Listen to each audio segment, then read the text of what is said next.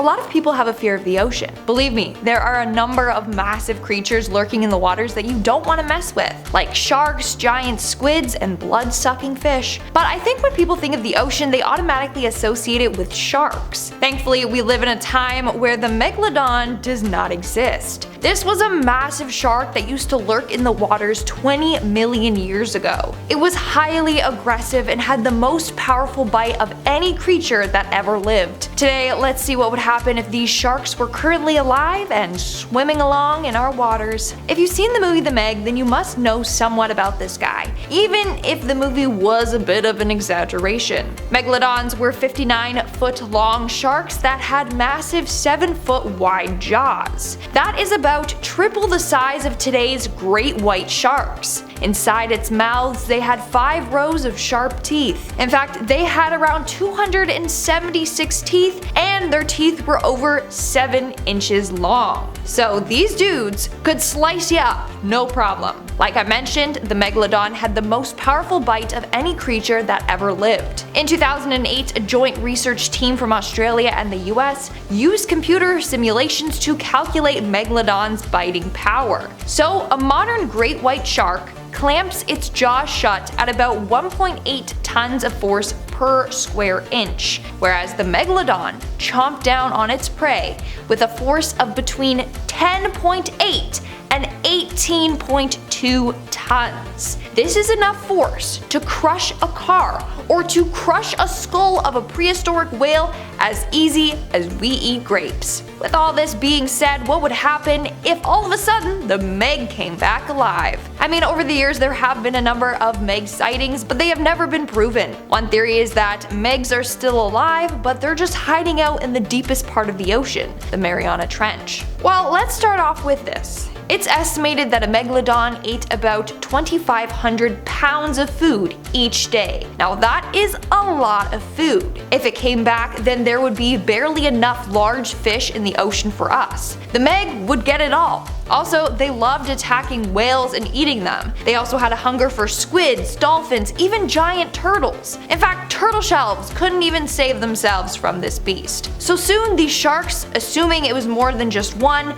would put a lot of sea creatures at risk. And if they can't satisfy their appetite, you already know they're going to be attacking humans and fishing boats. I mean, why wouldn't they? Fishing boats are going along collecting tons of fish, aka, to the Meg, it's easy access to a bunch of food. In the movie The Meg, the shark then goes to terrorize all boats in the water, destroying anything in its path. Now it's hard to say how aggressive they would be towards humans since we weren't alive to document them back then, but we can assume that they won't be friendly. First off, if people were spending the day boating or fishing or even just chillaxing in the waters, and all of a sudden the Meg came back, bam, they'd be dead. There would be tons of bloodshed and lives lost. Then the government, of course, would come up with a plan to try and kill these sharks. Again, more lives and bloodshed as they try a number of ways to kill the Megs. But also scientists would want to study them. Hey, maybe they would want to capture them and hold them for experiments, which would end badly as well. And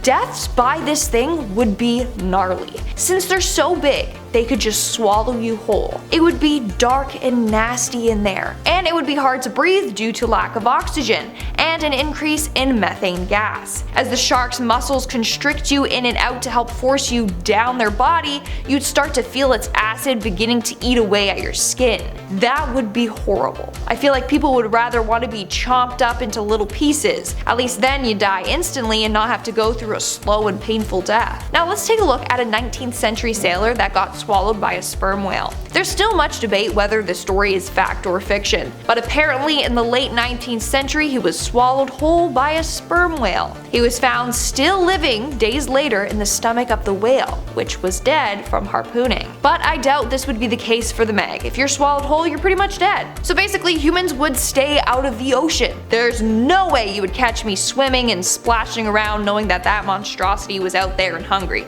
Not a chance. But hey, maybe this would be a good thing to restore the ocean's ecosystem. Less human interference means it will have time to heal itself. In fact, in a 2016 study, a team of international scientists found that a common chemical in many sunscreens is highly toxic to corals and other marine life. Same with makeup and other lotions or stuff that we have on our body while we enter the oceans. There's a lot of pros and cons here. Pros: the ecosystem would heal because less human interference, maybe even less fishing. Cons: whales and dolphins would be put at risk from this predator. Plus, a number of countries rely on the fishing industry for a source of income. If they can't really fish in the ocean, their whole livelihood is put at risk. Does that mean that lakes would then be overcrowded with fishermen? Since lakes are smaller than the ocean, the fish population would be depleted very quickly. Now here's a question that I have. If the Megalodon does just randomly come back tomorrow, does that mean that other prehistoric extinct creatures would come back too? Like the Titanoboa or the mega crocodile, aka Deinosuchus? These creatures were horrifying.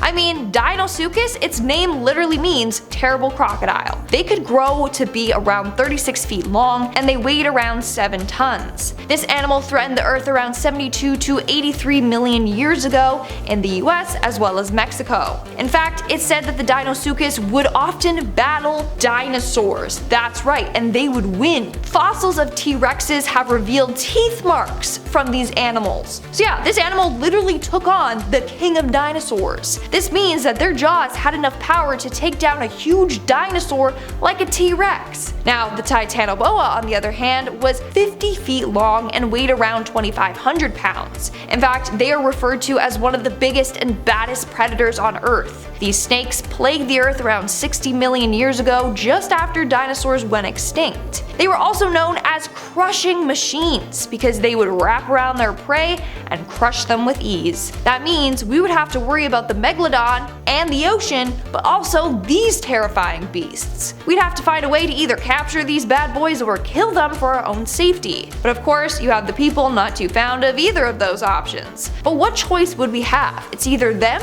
or us. But those aren't the only scary prehistoric creatures that used to roam the earth. There are many, many more. So in the end, our way of life would change drastically. No more swimming, surfing, fishing, unless you had a death wish and want to risk it all. But again, this is all assuming that the Meg have any interest in humans and boats. Hey, who knows? Maybe, just maybe, they would leave us be. I mean, it's said that nowadays the odds of being attacked and killed by a shark are 1 in 3 million. Shark attacks are fairly uncommon, and most shark attacks happen when they're confused or provoked. Maybe we would be able to live side by side with no fear. It's hard to say when we've never encountered a Meg before. All we know about them we get from studying their fossils and fossils of other sea creatures they interacted with. But what do you guys think about this? What do you think would happen if the Meg came back? Let me know your thoughts in the comments below. While you're down there, why don't you also smash that like button, obviously subscribe to our channel. I've been your host, Lindsay Ivan, and I'll see you when I see ya. Bye.